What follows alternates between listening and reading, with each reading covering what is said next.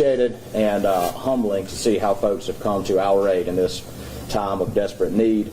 But as we're transitioning now into the repair and rebuild phase, insurance money's coming in, and that is an invitation to folks, really unscrupulous people with nefarious ideas and desires to come in and take that money and take advantage of our community and take advantage of our citizens, really at a time of vulnerability. And that's what we want to talk about today. I want to introduce, first of all, the people that are standing up here behind me today in support. I say behind me, really with me. We're all standing here together in support of this initiative.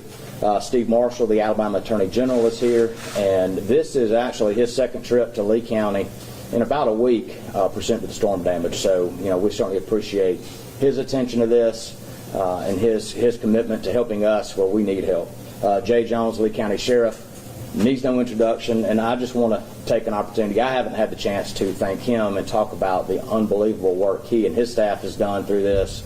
They were thrust into a situation that none of us have dealt with, certainly not on this scale, and the job he did in organizing his folks and the job that his folks did cannot be overstated, and we certainly appreciate him for doing that. Chip Carden is here with the Alabama Home Builders Licensure Board. He is the executive director, and one thing, the things he's going to talk about today is, we certainly want our citizens to be aware of potential fraudulent activity and scams, but what Chip's going to talk about, he's going to actually give citizens a checklist, what to do, how to look for, how to best protect yourself from being victimized by fraudulent people coming in, posing as builders, repairmen, whatever that may be, but really how to guard yourself best against being victimized at this time. Smith Station Mayor Bubba Copeland is here. His area was obviously hit very hard. We've got 3 Lee County commissioners here, each of whom their areas were devastated by these tornadoes. We've got Gary Long from District 3, Robert Ham from District 4, and Richard LeGrand from District 5, and we certainly appreciate them being here.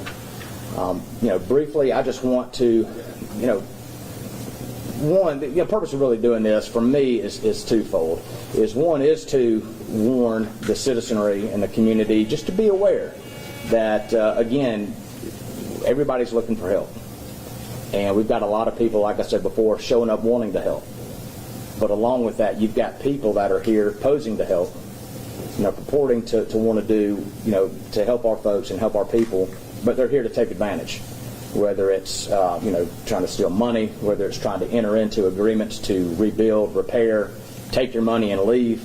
Because I tell you, when there's insurance money floating around like there's going to be, and like there already is, that's an invitation for these folks to come here and want to do this. So we want folks to be aware and really to be on their toes and be careful who they're doing business with. And again, Chip Carden, Executive Director of the Alabama Home Builders Licensure Board, he's going to get up here and actually give y'all some information on how you can best protect yourself. But the second part of us being here is to warn those people who think they're going to come here and take advantage of our folks that they need to stay away. They need to stay out. This is certainly, we're keeping a vigilant watch.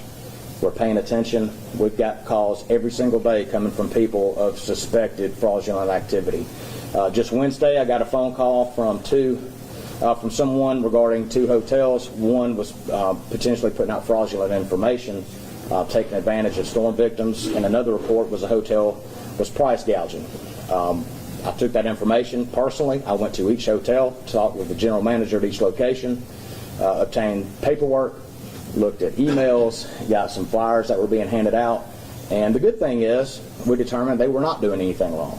I looked at reports regarding their occupancy rates as well as their average daily rates for the last couple of weeks, including before the tornadoes. We compared all that. Everything was in line. There was nothing nefarious going on. They weren't doing anything wrong, but the point is the report came in. I personally went out and checked. Thank goodness they weren't doing it, but the point being is we are checking on this. Sheriff Jones and his investigators and his deputies and his staff, they are checking on this. So do not think you're going to come here and engage in this activity and get away with it. The citizens are looking out for it. Our leadership, our county commissioners, our mayors, they are looking out for it.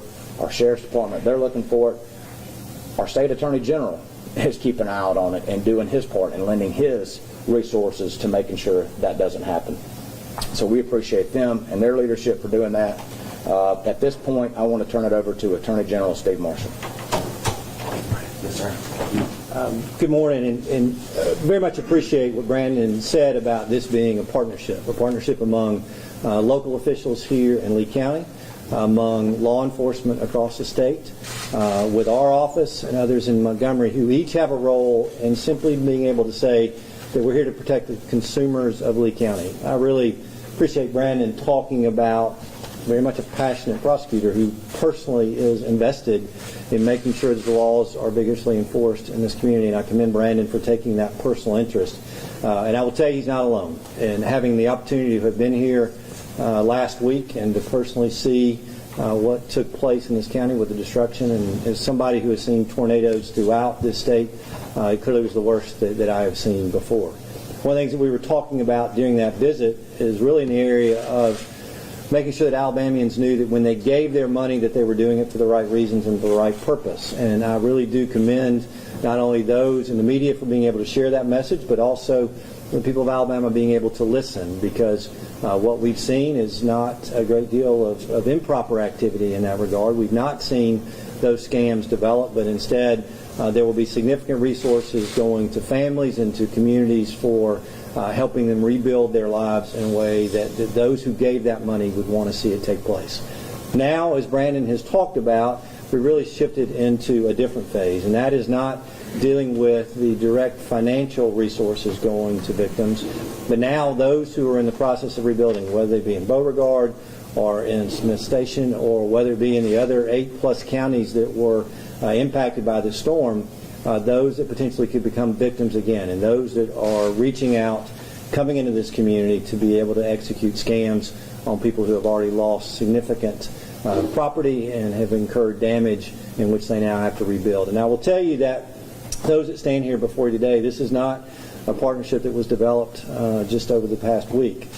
Really appreciate the efforts of our state home builders and their local home builders associations, because they have partnered along with our Home Builders Licensure Commission to make sure that we are informing consumers about what they need to look for and what they need to do to make sure that they not only are serviced appropriately by those who would come in and do repairs, but likewise they know what to look for in being able to select the people that will do it.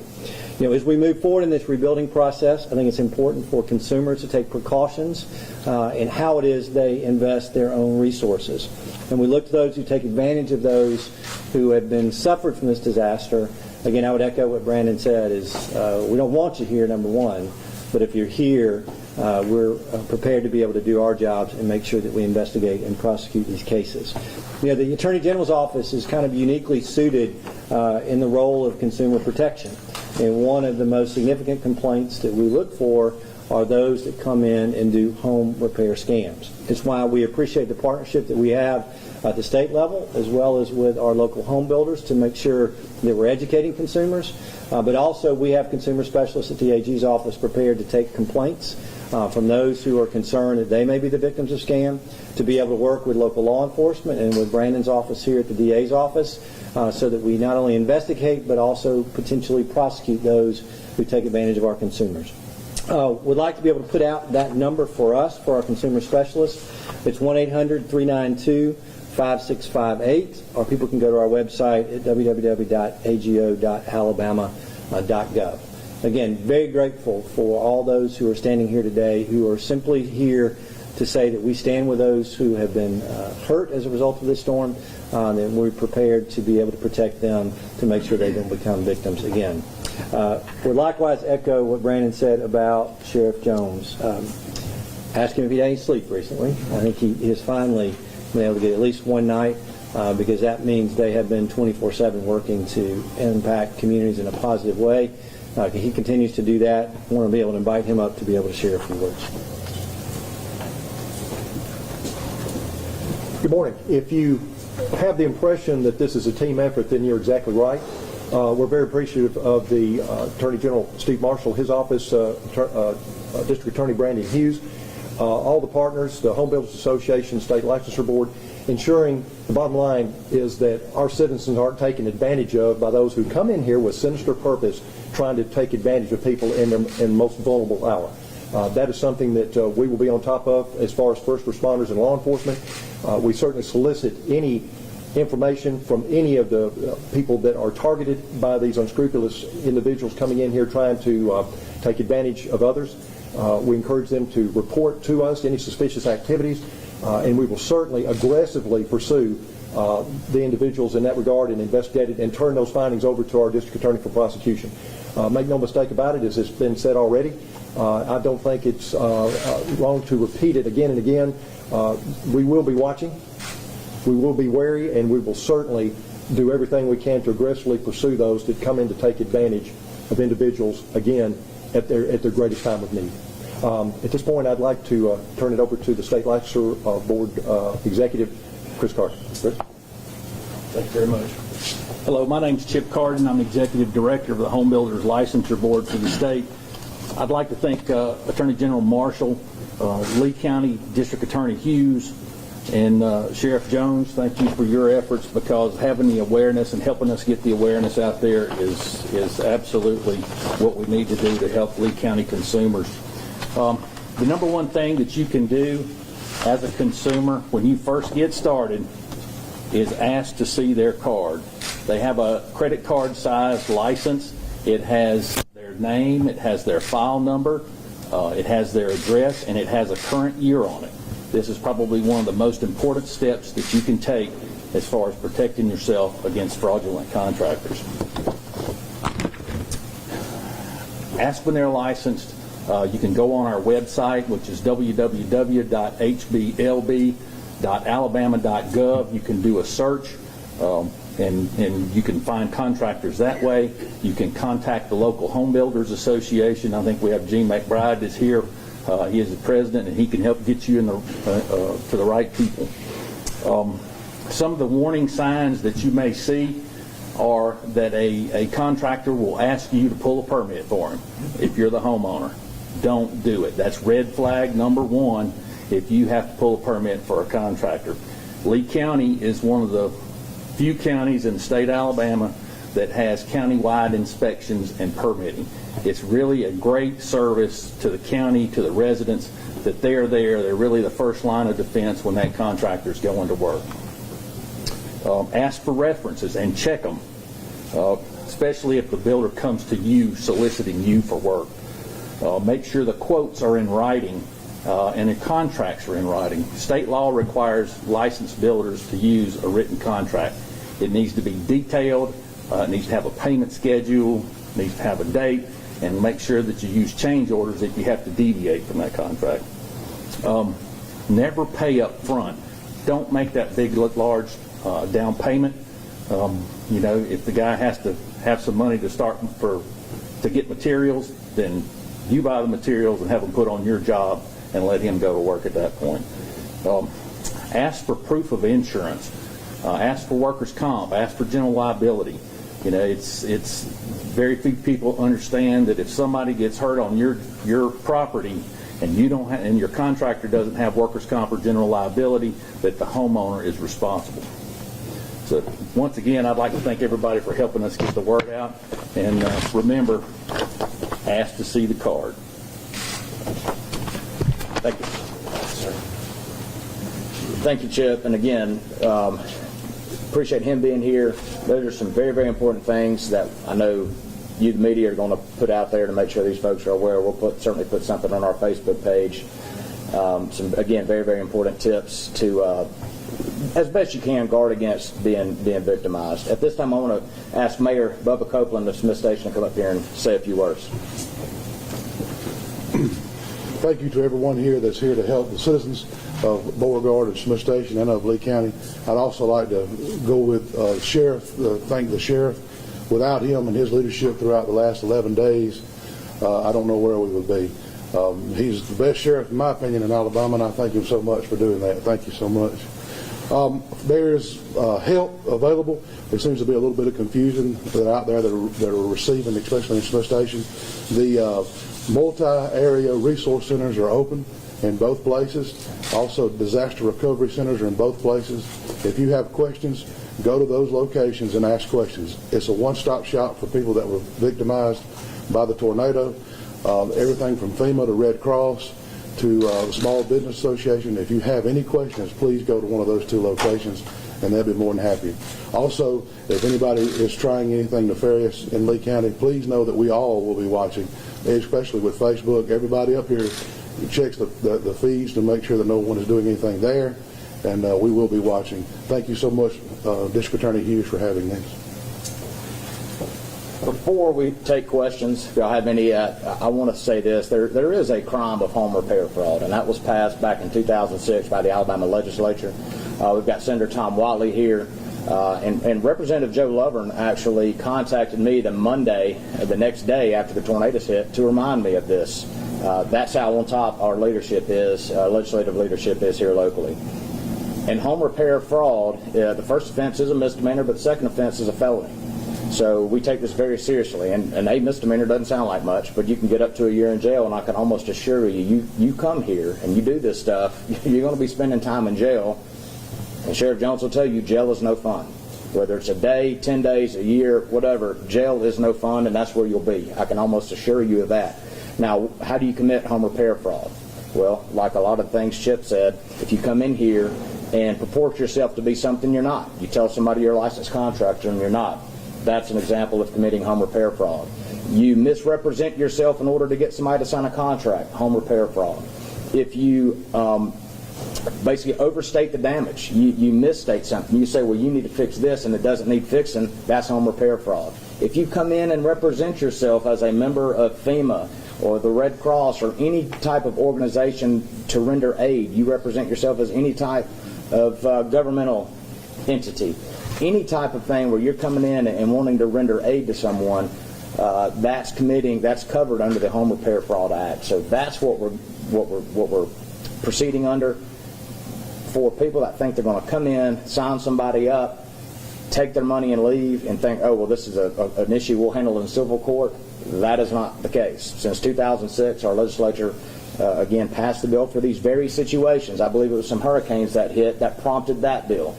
So for these very situations, that's what this covers. This is not going to be viewed as a civil issue between a contractor and their person they're helping to repair for. This will be deemed a criminal offense, and we'll pursue it as strongly as we possibly can. Now, with that said, you feel free to ask questions of anybody that's up here.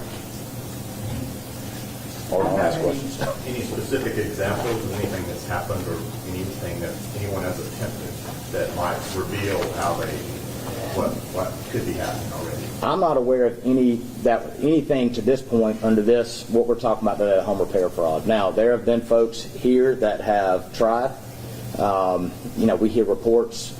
We've investigated several things. I don't think we've uncovered any particular thing at this point that has been a valid claim, but I think that goes to, one, the presence of the sheriff and his folks on location, because we got word of a couple people hanging out asking for money. We forwarded it to them. They addressed it immediately, and those folks are no longer there. But these were folks that were simply hanging out at different locations. I don't want to say panhandling, but basically panhandling on the different level. Again, we've gotten several reports from hotels or other entities, whether it's price gouging or trying to misrepresent things. Each instance we've investigated, we have found there that to not be the case. You talk about the power of social media. Mayor Copeland mentioned that. From day one, my office has put out a couple different posts regarding awareness of scams, how to report, what to look out for. We've been inundated with not just citizens calling with potential fraudulent activity, but businesses have called and say, hey, we're not doing that. Here's what we're operating under. We've had people show up here that want to come help, that come to this office and say, we're going to be here. We just want you to know we're licensed. Here's our paperwork. Here's what we're intent to do. This is not what we're wanting to do. Here's our background. You can trust us. So you talk about the power of social media, getting folks calling from, home office calling from around the country, folks showing up here before they show up out there because they know we're paying attention. Yes, Robert. Would you repeat the number that they can call to check if the person's certified? Yes, we have an 800 number. It's 800-304-0853. We also have our website address, and it's got a search engine on it that is up to date. It's a live search of our database, and our website is www.hblb.alabama.gov. Now, would you guys say that this is like a growing issue, or is this something that you guys pretty much have under control now? I can't speak to that, and that may be something that Steve can talk about. But, I don't want to say we've got it under control, because I don't think we're really to the point where it's really cranked up yet. I think we're on the cusp of that, and that's why we're being proactive now. It's coming, but again, we're staying vigilant, and this is going to be a long process, so I don't think we're ever going to get to the point to where we can relax on this. Yeah, and this is not our first rodeo. When we look at this state, we obviously see significant weather damage that occurs many times. It's why, the fact that we have worked hard to develop the partnerships that are reflected here today, what CHIP's organization is doing, what we're doing with the Home Builders Association. It's why we spend a week during the month, I think, of May going around talking about home repair fraud as well. And so I think everything is in place for us to be able to do our job. It's one of the reasons why we're here today, to be able to make sure that folks are aware of this situation. And then beyond that, we're prepared to be able to do our jobs. Brandon's talked to you about some of the crimes that can be prosecuted. Sheriff said they're prepared to be able to investigate, and I can tell you that everybody here stands ready to be able to stand and hold the back of victims in this community. Yeah, I'll say that I think Sheriff Jones has had all the entryways in and out, has his officers sitting there making sure that there's not out-of-state folks coming in and taking advantage of people. We have billing official Joel Hubbard. We've had several conversations where he's making sure that they're checking to see if they've got a license. Those type of things really help keep it tamped down and keep control over it. Lee County is one of 8 counties in the state that has the countywide inspections and permitting, which is a huge help because they get to say, let me see your card before they issue that permit. And one thing I want to ask, and Sheriff Jones can best, maybe the person best to address this. I know early on they were issued cards, placards to put in their windshield to show that they had access on a particular day. Is that still being done? Yes, sir. Yeah. It just as another way to identify who's supposed to be there and who's not. We're still requiring for folks to check in through one of the resource coordination centers, whether it be Beauregard, whether it be Smith Station, and obtain the proper registration credentials, and also, as mentioned previously by Chip, that card that gives them the authorization and allows a homeowner or anyone in an affected area that's seeking to have someone help them with their circumstances, that they know that they're verified and not someone coming in trying to take advantage of them. Yes. I've got some emails about potential loans being issued. What are you guys doing about loan sharks out there? Again, I would say nothing particular on that standpoint. I would just say if someone's not sure, if someone's getting these offers and they want to call this office, the sheriff's office, the state attorney general's office to verify that, we can certainly help them through the process as best we can.